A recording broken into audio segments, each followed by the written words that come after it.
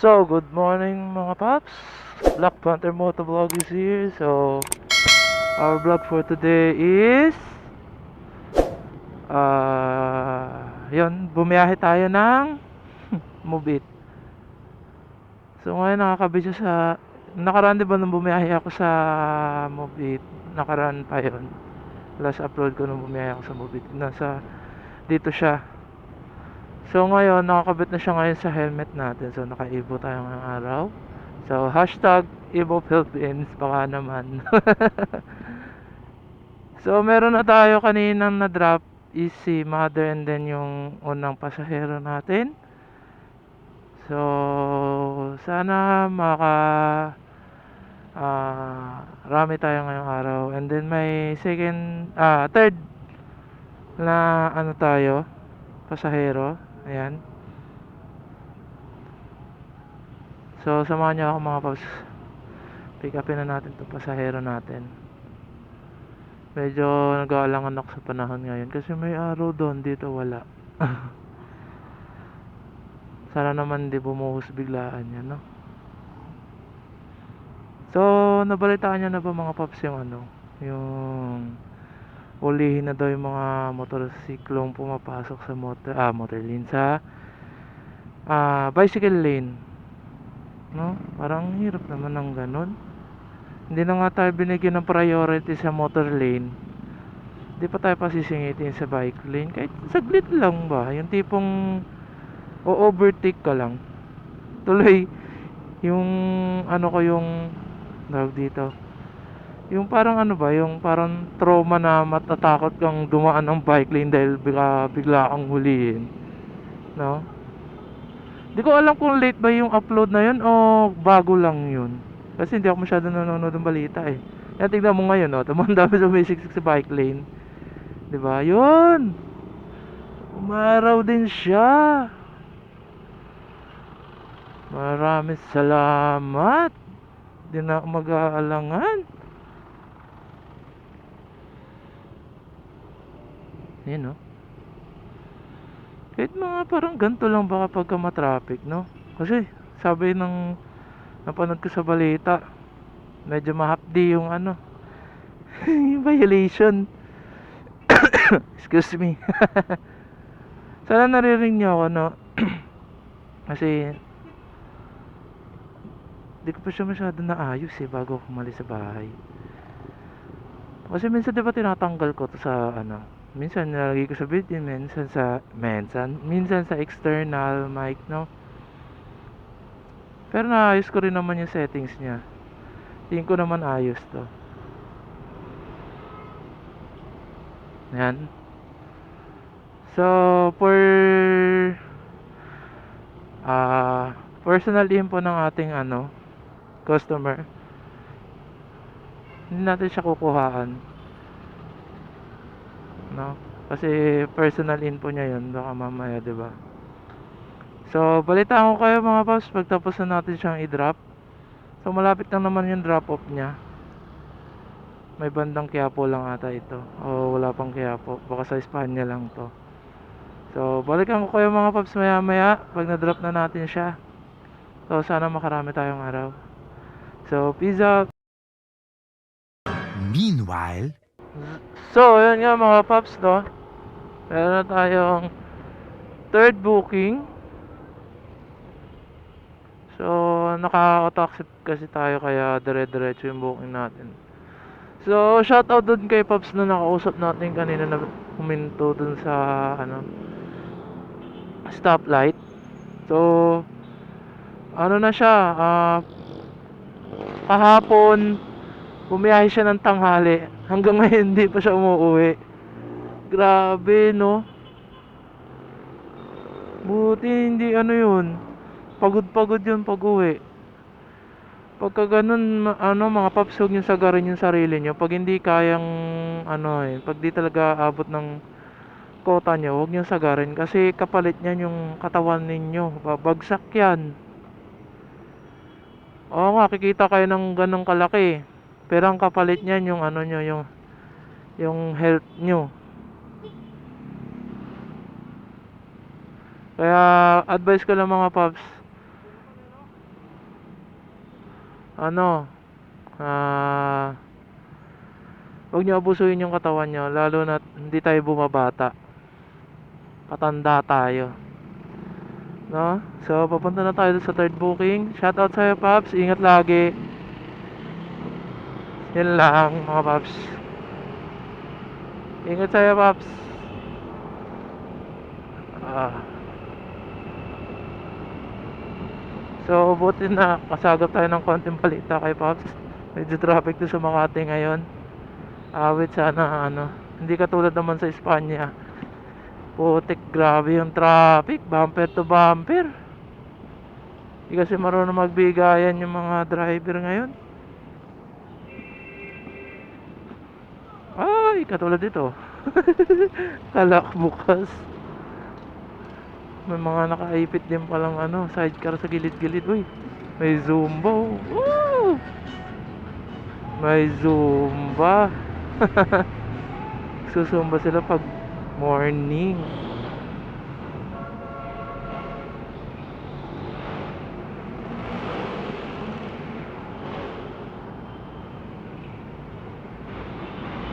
Linis dito pag umaga. Pag tanghali, nako. Napakaraming vendor. Hinuhuli kasi ata ng mga taga Maynila yung mga illegal illegal vendors dito.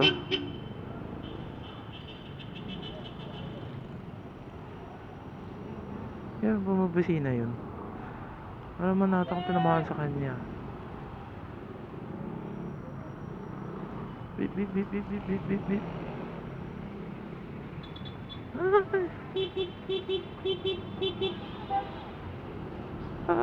Dito meron po yan. Pedestrian lane. Nandito yung tawiran, no? So, malapit na siya. So, yun. Mamaya ulit, mga paps. Bye-bye. A few minutes later. So, yun mga paps, na-drop na natin si ma'am. So, may sumunod na tayong booking. So, 'di ba, ganda ng ano ngayon biyahe. So, kasi tuloy-tuloy, no? So, may susunod na tayong booking. Ano naman siya, galing dito sa pick up point. Papunta na siyang BGC. Sana hindi naman traffic doon mga paps, no? So, siguro pagka nakailang ano na rin tayo mga paps, doon ko na lang itutodo talaga yung oras ng video. Kasi kapag gantong ano, lahat bibidyohan natin, baka mamaya is sobrang haba na nung ano, para na siyang pelikula, 'di ba? Hindi naman maganda yung ganun. So, ang ina-achieve ko lang sa bawat upload ko is below 30 minutes or ayun, below 30 minutes or 30 minutes ang video ko bawat upload, kasi pangit yung sobra sa 30 minutes. Pero minsan din talaga kung talagang ano, maganda-ganda yung talagang may idadagdag sa content. Why not kung magdagdag man tayo ng mga 5 minutes, 10 minutes. Pero bihira lang talaga ako mag 40 minutes na video. So, yun lang ang naka-achieve ko na 30 below or 30 minutes ang aking upload. So, malapit na tayo sa ano, sa pick up point. Matraffic pa lang yun talaga, no? Siguro, kasi siguro ano, mga papasok na yung mga galing sa long weekend, no? Kasi halos 3 araw din walang pasok, no? From Sunday, ay, Saturday, Sunday, 'di ba? Tas Monday pala, oh. 3 days na walang pasok, kaya siguro ganito ka traffic, nagsisiuwian pa lang iba.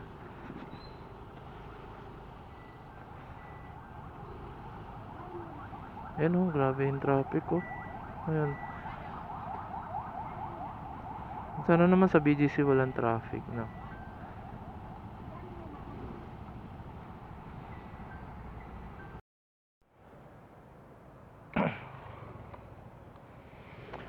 So, what's up mga paps? Nandito na tayo sa sa BGC. Na-drop off na natin si ma'am. So, meron na tayo agad susunod na booking ngayon. Yan ang kinaganda pag naka-auto accept ka. Dire-diretso lang, di mo na kailangan pindutin. So, ayun. Mula dito sa BGC, may pipick upin tayo ngayong papuntang Ayala Avenue. So, nakailan na rin tayo. Saan ba ako dadaan? Dito? Dito ata.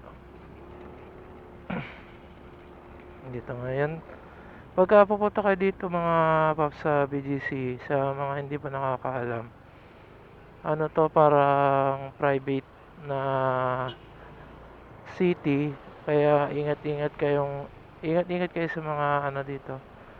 Pag liko-liko nyo, U-turn. Tapos yun, mga nadadrop. Madalas dito madalas dito may mga na tawag dito, nagba-viral na video. Dahil madalas may nanguhuli dito mga ang tawag dito, yung security. Hindi ko alam kung security ba tawag sa kanila or ano, para silang traffic enforcer ng BGC, local ng BGC. No, yun, nanguhuli po yun. Kaya talagang super higpit dito. Kaya tingnan nyo, malinis-linis din yung area. Kasi talagang mahigpit sila pagdating sa rules. Ganyan, ganyan kaganda dito sa BGC. Kaya kailangan pagka may rules sila, sundin nyo na lang kung ayaw yung matikitan, no? Ganda oh.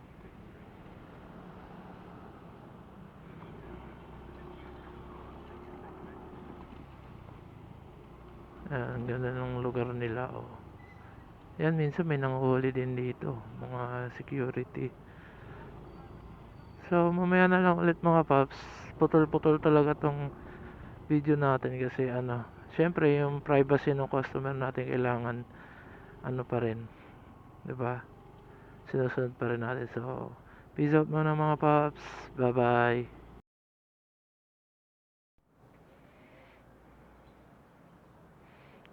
Tagal na naman. Babae ba to? Zhang Jackie. Mukhang babae to. Chinese lang to panigurado. Ang ganda ng lugar nila oh. Oh. Halos talaga ng mga nakatira dito puro foreigner mga paps na. May po, tag dito. Yung parang VIP. May mga blinker. Saan kaya yun dito? Ang tagal na na. Baka siguro ito. Zhang eh. Zhang Jackie. Ay hindi. Kasi minsan may mga nagbo-book iba pangalan na Chinese eh. Minsan babae tas lalaki pala yung sasakay. Asa kaya yun dito? Ang tagal niya. Ayun na ata. So mamaya na mga paps, ayun na ata siya. So bye bye. A few minutes later. So what's up mga paps, nandito na tayo sa may Makati. Na-drop na natin yung kasundo natin pasahero. So meron na naman tayo susunod. Papuntang BGC ulit sa looban. So dami mga big bike dito sa Makati. Tsaka ito pa, meron pa big bike dito sa tabi namin oh. Sana all. Bilis yata makakarurot yung bigla.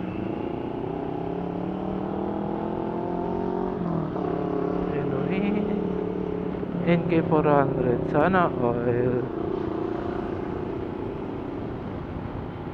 NK400.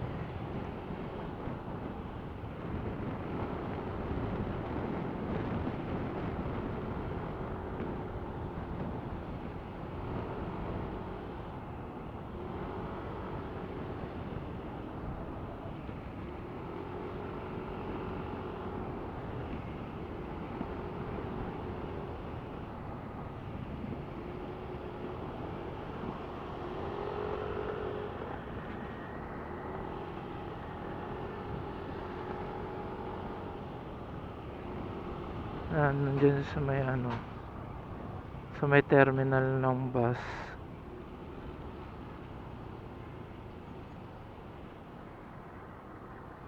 So, mamaya na lang ulit mga paps. Sunduin natin yung client natin at ihahatid natin doon sa loob ng BGC. So, peace out. Bye. Meanwhile, So, what's up mga paps? Huminto muna tayo ngayon. Wala pang booking. Antay-antay lang tayo. So, check natin kung nakailan na tayo. Hindi ko na nabilang eh. Kung nakailan na ba tayo. So, nakailang booking na ba tayo? Yun. Naka... ah 8. Bale, 75 ano lang yun. Kasi yung isa is hail. Ang ano lang kasi ng hail is 5 gems. Tapos yung sa ano, sa yan talagang booking is 10 gems. So, bilangin natin kung nakamagkano na tayo.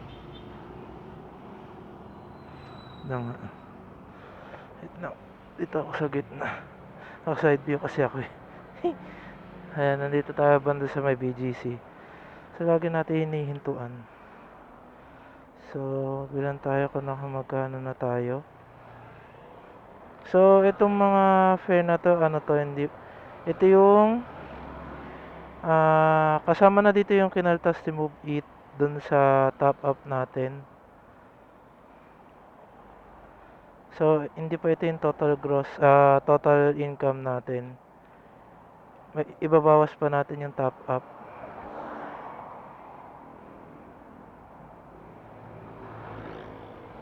Naka-top up natin na. So, wait na mga paps.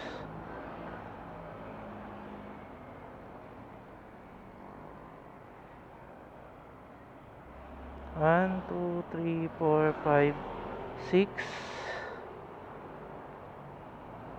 Ay, ulit. 1, 2, 3, 5, 6. Oh, 650. Ang mga 670 sabihin natin or 80, 680. So, hindi pa yan yung total target natin. So, ang total target natin is 1.5. So, almost ano rin yun, 17 rides. So, yun. Tapos, may ano pa yun, may incentive na yan, ilan to? Ayan, 160. So, almost 16, ano yan, 16 rides para magkaroon ka ng incentive na 250. So, kung gusto mong sagad-sagaran talaga, 25 rides, 500. Yan ang incentive mo for the day, ngayong araw. Pero ang pasok niyan is bukas pa ng hapon or, ay hindi, tanghali or hapon ang pasok ng incentive natin mga paps, no? So, sa gusto mga mag-move it, hanapin nyo lang po yung page nila sa FB page. And then, hanapin nyo lang yung pinakamalapit na hub. Ang alam ko meron na dito sa, sa may Manila. Kasi ang hub na pinuntahan ko dati sa may, sa may, tawag dito? Sa may Marikina. Ba yan yung masabit? Yun, sa may Marikina. Sa may Marikina yung, pinupuntahan ko. So, yun. Balikan ko kayo mamaya mga paps pagtapos na tayo sa ating biyahe ngayong araw. Balitaan ko kayo kung magkano yung kinita natin. So, ayan. Siguro sa bahay na lang din ako kakain kasi medyo busog pa naman ako. So, mamaya balikan ko kayo mga paps. a few minutes later. So, what's up mga paps? So, tapos na tayo bumiyahe. Hindi ko na kaya eh. Uwi na ako, naantok ako. Pumipikit ako kanina, visit. So, kinita lang natin ngayong araw is almost 1.3, no? So, mga siguro labas sa dun yung gas. Gas lang naman ginastos ko dito. Tapos yung top up. Siguro yung 800. Ah, mga 700 yun. Pasok na yun. Malinis na yun. Wala na ano. Wala nang bawas yun. No, so pahinga lang ako konti dito. Tapos uwi na tayo. Mahaba pa rin yung traffic dito sa EDSA. Sakit kasi ng pat ko eh. So, ayun. Kung hindi pa nakasubscribe sa channel ko, please subscribe and click the notification bell para updated po kayo sa mga bago nating ano, upload. And then siguro bukas magpapalit ako ng ano, ng, ng clear lens kasi kanina kapag nakababa yung visor ko, ano talagang pumipikit talaga ako. Siguro kailangan ko mag clear lens muna ako tapos yung tinted ko siguro gagamitin ko na lang pagka may ride. So, yun lang. This is the end of the vlog for today. So, peace out. Bye bye, paps.